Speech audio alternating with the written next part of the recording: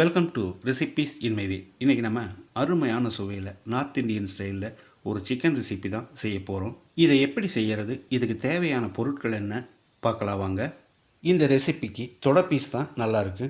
600 gram அளவுக்கு 2 தொடை பீஸை க்ளீன் பண்ணி எடுத்து வச்சுருக்கேன். இதில் 1 டீஸ்பூன் உப்பு,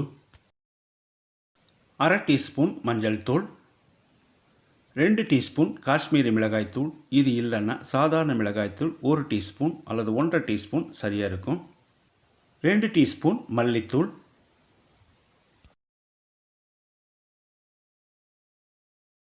1 டீஸ்பூன் சீரகத்தூள், 1 டேபிள் ஸ்பூன் இஞ்சி பூண்டு விழுது,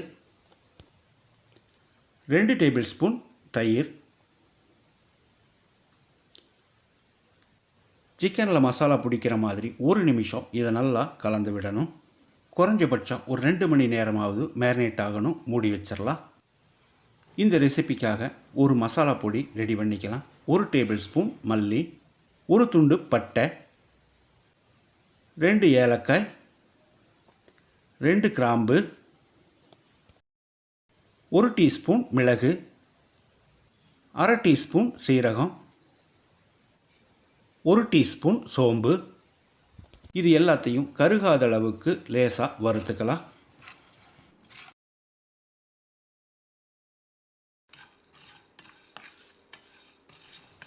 செவந்து வர்ற அளவுக்கு வறுபட்டுருச்சு. இதை ஒரு பிளேட்டில் கொட்டி நல்லா ஆறின பிறகு பவுடராக அரைச்சி எடுத்துக்கலாம்.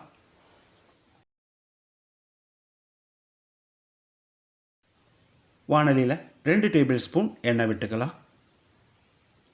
1 டேபிள் ஸ்பூன் நெய், 2 துண்டு பட்டை, 2 கிராம்பு, 2 ஏலக்காய், சின்னதாக 2 பிரியாணி இலை, 1 டீஸ்பூன் சீரகம்,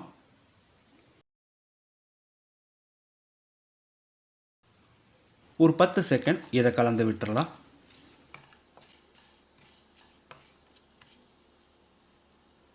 இதோடைய 3 வரமிளகாயும் சேர்த்து கலந்து விட்டுறலாம்.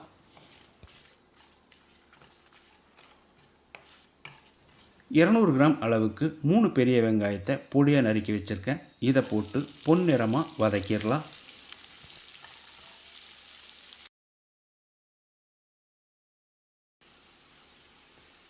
வெங்காயம் நல்லா பொன்னிறமாக வதங்கிருச்சு. இதில் 1 டேபிள் ஸ்பூன் இஞ்சி பூண்டு விழுது சேர்த்து பச்சை வாசனை போகிற அளவுக்கு ஃப்ரை பண்ணிக்கலாம்.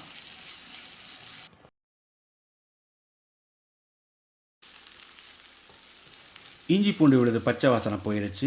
மீடியம் சைஸில் 4 தக்காளியை அரைச்சி எடுத்து வச்சுருக்கேன். இதை ஊற்றிக்கலாம். அளவான தீயிலேயே தக்காளி பச்சை வாசனை போகிற அளவுக்கு கொதிக்கட்டும். வெங்காயம் தக்காளி இந்த அளவுக்கு சேர்த்துனா மட்டும்தான் இந்த ரெசிபி டேஸ்ட்டாக இருக்கும்.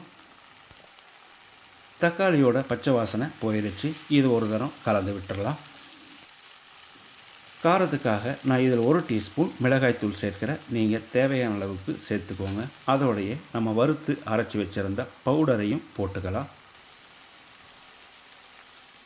ஒரு 10-20 செகண்ட் இதை கலந்து விடணும்.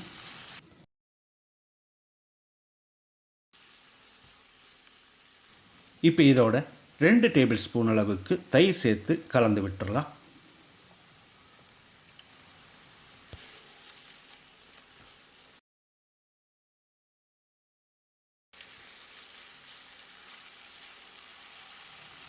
இந்த ஸ்டேஜில் நம்ம ஏற்கனவே மேரினேட் பண்ணி வச்சுருந்த சிக்கனை சேர்த்து கலந்து விட்டுடலாம். கொஞ்சமாக தண்ணி அலசி ஊற்றிக்கலாம். ரொம்ப தண்ணி சேர்க்க வேண்டாம்.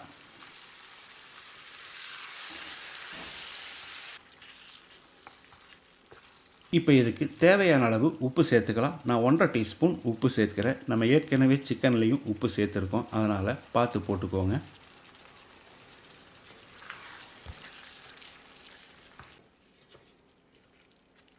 மிதமான தீயில் ஒரு 10 நிமிஷம் வேகட்டும். மூடி வச்சிடலாம். இடையில அடிக்கடி கலந்து விடணும். 10 நிமிஷம் வேக வச்சுருந்தோம். சிக்கன்லேருந்தே தண்ணி விட்டுருக்கு. இதை ஒரு தடவை கலந்து விட்டுடலாம். மறுபடியும் ஒரு 10 நிமிஷம் வேகட்டும். மூடி வச்சிடலாம். 20 நிமிஷம் சிக்கன் வேக விட்டுருந்தோம். சிக்கன் நல்லாவே வெந்திருக்கு, நீங்கள் பார்த்தாலே தெரியும். இதை ஒரு தடவை கலந்து விட்டு பொடியாக நறுக்கின மல்லி இலையை தூவி கலந்து விட்டு இறக்கிடலாம். அருமையான சுவையில் மணக்க மணக்க நார்த் இந்தியன் ஸ்டைல் சிக்கன் பூனா ரெடி ஆயிடுச்சு. அதாவது கோழி வறுத்த கறி தாங்க இது. இதே மாதிரி இதே அளவுகளோடு நீங்கள் செய்து பாருங்கள். இந்த வீடியோ பிடிச்சிருந்தா லைக் பண்ணுங்கள், கமெண்ட் பண்ணுங்கள், ஷேர் பண்ணுங்கள். சப்ஸ்கிரைப் பண்ணாதவங்க சப்ஸ்கிரைப் பண்ணுங்கள். மறக்காமல் பெல் பட்டனை கிளிக் பண்ணுங்கள்.